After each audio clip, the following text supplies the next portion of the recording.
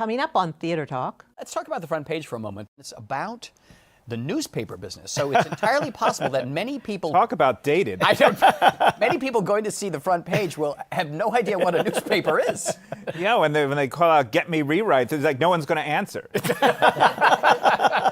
Theater Talk is made possible in part by the CUNY TV Foundation.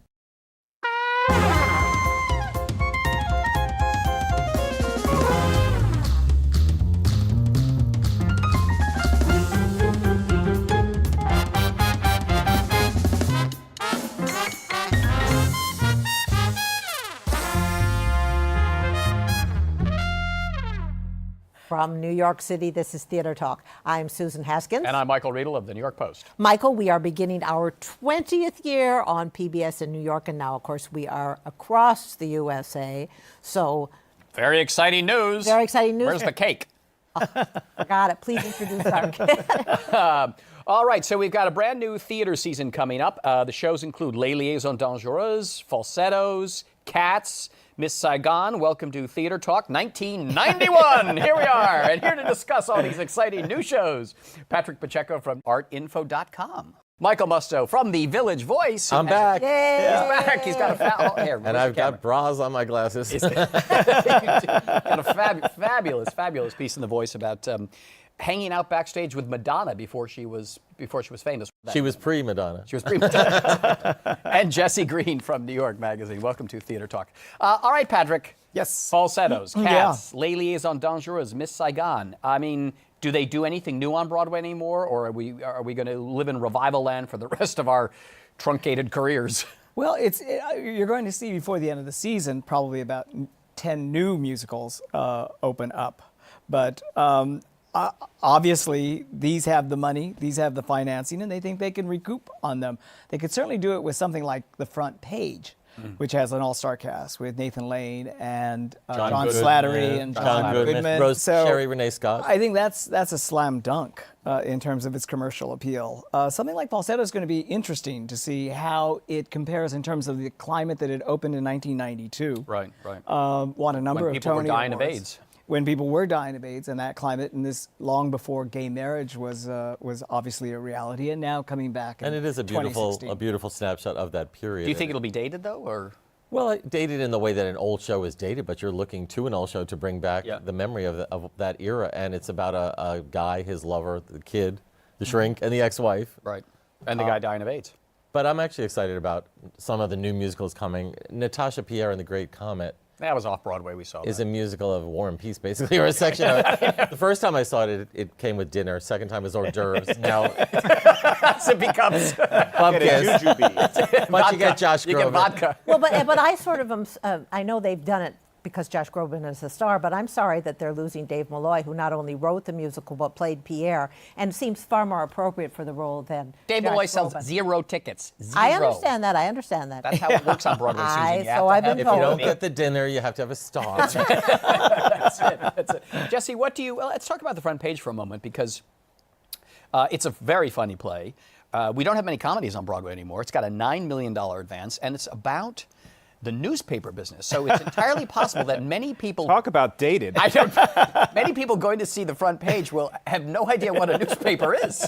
Yeah, when they call out "Get me rewrites," it's like no one's going to answer.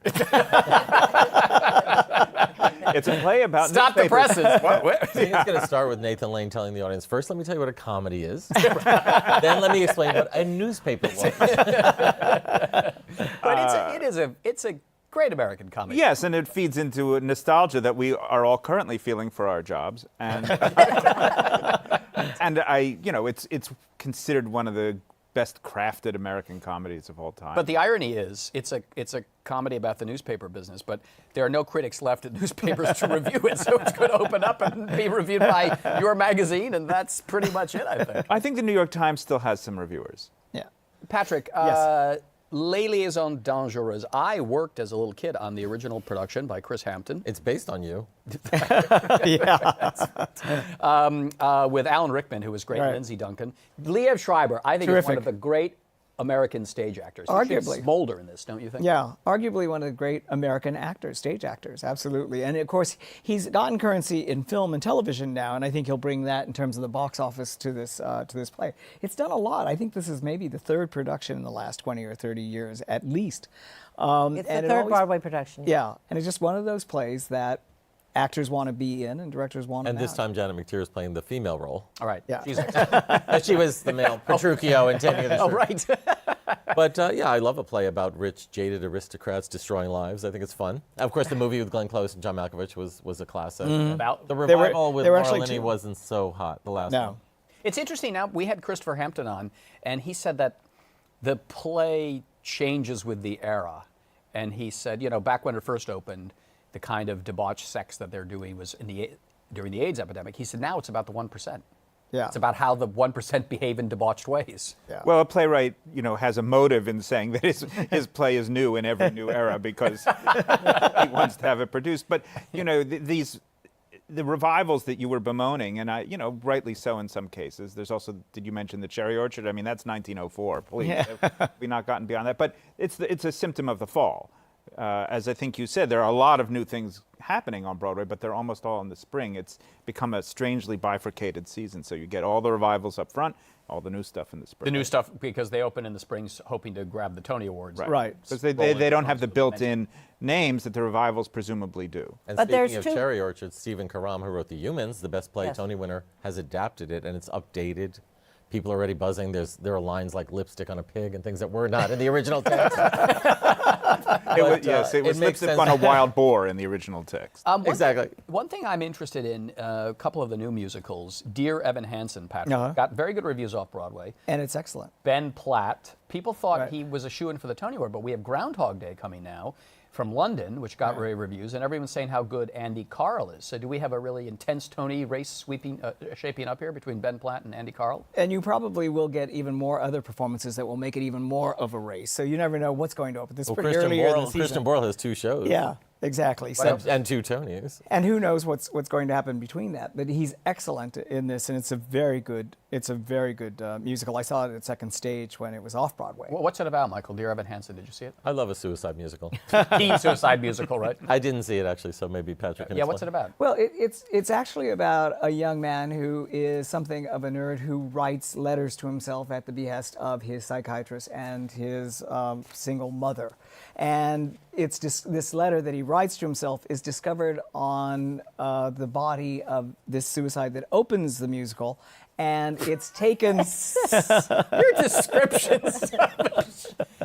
The musical opens Here's what a it's dead about. body and a note on it. Oh my It's a Jesse, feel-good help. musical about connecting. That's all we need to say. Not since Kelly. My It's very cleverly plotted. There are 80 million producers of this. They're all watching, and your description is making them. Well, they're not open the 80 million window. anymore. I mean, suicide, exactly. No, but Who's going to go see a But suicide it's not musical? a main actor, so it's okay. No, it's not about the it's a suicide. beautiful show. It's very well done, and it's not as grim as that sounds, although that's completely accurate. But I think I won't go. All right. No, I loved it off Broadway. Yeah. Michael, what do you make of this other, the 9/11 musical? Hello from Away. No, Come From Away. Come from Away. Not to be confused with Come Fly Away, which was Or the Oh, Kelly Clark Hello. musical, but the Sinatra. But I'm Come From actually, Away. I think this sounds fascinating because it's not a jukebox show, it's not a revival, it's not an exploitation by all reports. It's got excellent reviews, and I like the premise, which is what? A plane during 9/11 has to land in Europe in a small town. In Canada, right? Hundreds of, dozens of Yeah. planes. Right, and it Dozens floods the of town planes. with these strangers who are Yeah. desperate and distraught, and the town is extremely welcoming to them. I think that's a good premise for a musical. Hundreds and hundreds of people. I saw that at, I believe it was the O Globe or La Jolla. It was in San Diego. I saw it. Is it good? It's very good. The music is terrific. There's some wonderful performances. I think that the challenge that it has opening in this climate is it Fun Home or is it Bright Star? And it kind of falls. Oh, it Well, hopes it it's better fun. not Home. be Bright Star. in terms of commercial appeal, because it is a small, intimate musical. If it's Bright Star, one of the townspeople sees the luggage and goes, "That's the one I threw my baby away in. That's obscure. Are you my son?" Don't get that. Not to give away the ending of Bright Star. Patrick, is it not also the case? Is it Isn't it a cappella? No, you're No. thinking of In Transit. Oh, I I'm think. getting. All right, well- the trains and the buses. Well, if and there's the a planes. musician strike, it's a cappella. So what's in got a Transit? What is In Transit? It's got a strong score, and it's well directed by Chris Ashley. In Transit? No, we're still talking about. Come This from is a the long Come problem. Away. Here's the larger issue for a lot of these shows. No one has ever heard of them. We are supposed to know what they are. We're confusing the titles. And to Patrick's point, you really have to be. The event is going to be Groundhog Day, I think. I mean, that's already coming, and we're already writing about that. And people are saying it's going to upend the Tony Award race. It's coming with great reviews. It's a great title. Everybody else is looking at me like an also-ran. But that something has to fill the time until March when that finally shows up, and there's room for a show well marketed. A Gentleman's Guide to Love and Murder came in fall under the same kind of circumstances and eked out a run until it could then win the Tony, Right. become branded, and recoup its investment. I But think, two musicals to your about point. transportation, I think, are too many. But In Transit, I don't know. I avoid the subway at all costs, and now I'm going to have to watch a show about people on the subway Is that what without it's about? musicians. It's about people on the I subway? believe so, yeah. And they sing a cappella on the subway to pass the time, I guess, while you're stuck waiting to get to Brooklyn. Oh, my God. Now, what about The Encounter? That's coming in with a lot of buzz from Simon McBurney. That's an Certainly, interactive yeah. one-man show Yes. based on the real story of a photographer lost in the Amazon. Yes. And get this, Susan, to add ambiance to the show, they give the audience members headphones where you have Amazon sounds and kooky things going on. I think it has the potential to be Looking a sleeper. forward? Sounds like The Tingler, remember? William Castle. You went to see The Tingler? Now, what about a show that you were in, Michael Musto? Oh, hello. Oh, hello. Very funny. Two comedians. They play these old men, old yentas, and basically a quote celebrity guest star comes on stage, different one for every night, and they serve you a plate of tuna, and it leads you banter until it leads to them saying too much tuna. That's the key Wait. phrase. I don't get It's that. like the duck comes down or something. I don't Well, know. you You will when played the you're- celebrity guest star? Or the tuna. I was the celebrity you guest were star. Sutton Foster wasn't available. Okay. Neither was Phyllis Diller. Oh, I don't get it. Is it funny, though? It's very funny, and they have a huge following. I Huge. wasn't that plugged into their following, but I walked in, people were hanging on their every word. And they You play know, two old guys, two old New Yorkers, crotchety guys. 60-year-olds. Anyway, so, and also Lisa Lampanelli has written a show that's going to be off Broadway. I love Lisa Lampanelli. She's the queen of mean. She's hilarious. She had a stomach reduction. She and her husband went for his and hers stomach reductions, and then she lost the husband. She lost another 200 pounds. But her show stuff sounds to me like a love, loss, and what I wore about eating issues. That's succinct. What's the potential of Oh Hello to be a sleeper with Nick Kroll and John Mulaney? Thank you. Well, isn't it a limited engagement? Is it? Yes. I think it'll do very well in its run. They have a huge following from Comedy Central and all their other work. Because I think the Simon McBurney play Encounter also has the potential to be a sleeper. To become an event. I'm a big Simon McBurney fan. Are you? Huge. Yes, and Complicité, the theater company that They do wonderful stuff. They do. But I think it's got limited interest in this market. I think it'll be a hit among the people who go to the theater regularly, and then that'll be that. It's, as Michael points out, the British snob hit of the season. We always have to Yeah, have but there's one. no royals in it. You know, there's the Queen isn't in the Amazon with the Prime Minister. Yeah, Helen Mirren does not make an appearance. She may be over at Oh Hello So- eating the tuna, but she's not going to be at It's the the counter. kind of prestige thing that's only good. Right. It's Did you now? There's a play with very fine actress Mary Louise Parker, Heisenberg. Did you saw it off Broadway? I did. Did you like it? Did you I give thought a it was review? terrific, and I thought it was a real return to form for her. Yeah. She's, an actress. People have a lot of different feelings about. I love her in contemporary pieces. She's tried to stretch in lots of ways, but this to me was her at her very best, what's- and a really strong play about. what's the play about? Oh, you're just going to die. Here we go. give us the description that kills It's the set sales. on a train station.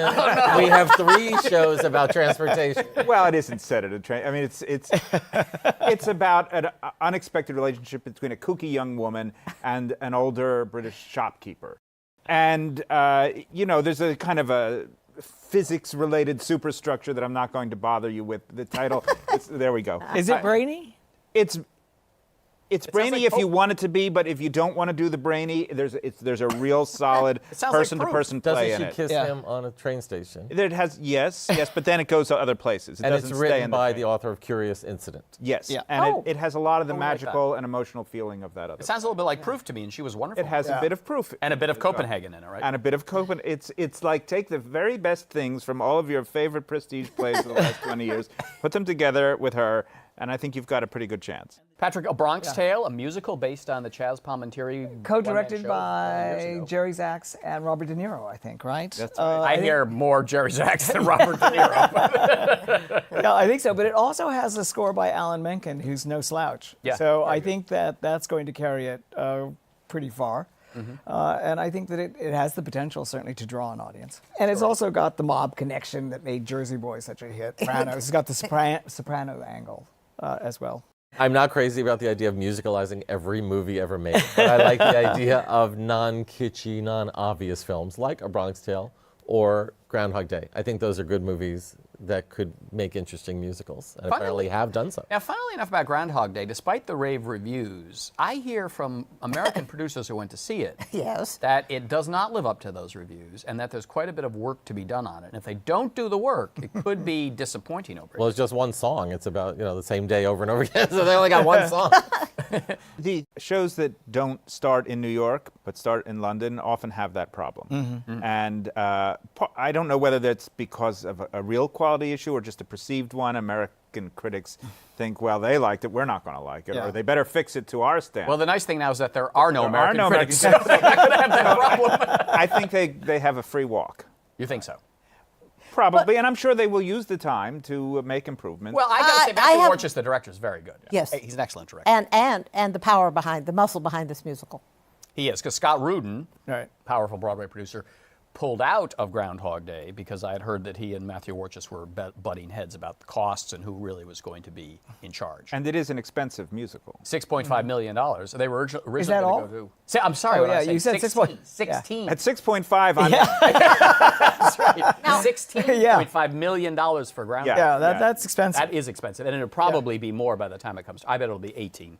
18 easily by the time it comes. Yeah. I that is want to go back expensive. to something that you said that I know it was a joke, but that there are no more American critics. But the point is, why, when Broadway is doing better business than it has in a skillion years, in quite some time, are Bigger than ever, the Broadway. Post Bigger, and yeah. the Daily News and other places dropping their theater coverage? From what I have heard and tell, and even at the New York Times, they're trying to figure out ways to cover the theater without yes, heavy reviews. they're not covering local theater the way they did. at the They've gotten Times. rid of all the suburban critics, Yes. and they want even their critics, Charles Isherwood and Ben Brownlee, to figure out ways to cover the theater that's not review driven. The fact of the matter is, reviews, not just theater reviews, but movie reviews, restaurant reviews, do not traffic on the web. That's right. People It's are all- going to the aggregators of Rotten Tomatoes, and there is this thing out there now that I'd never heard of before called Show Score.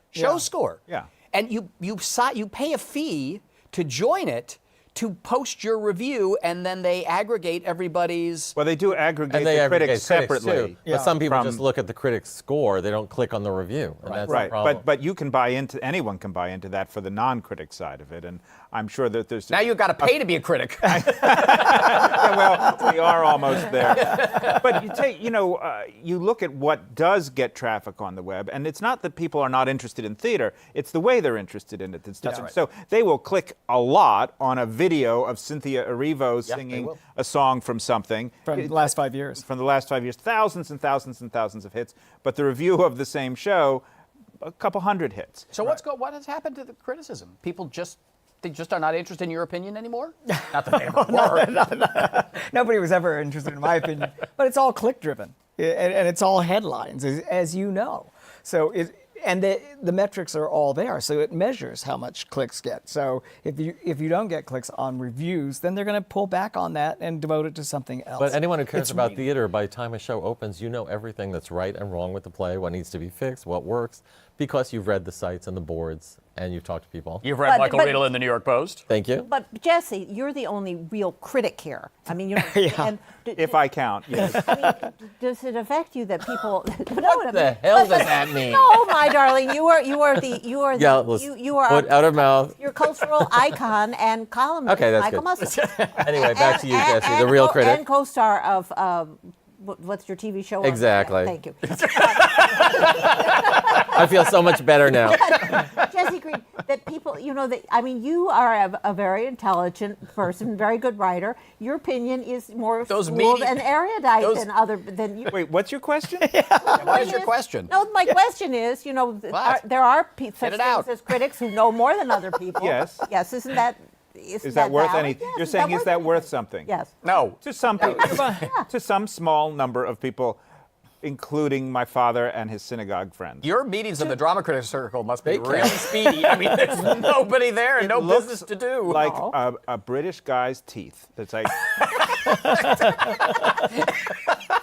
It's all green.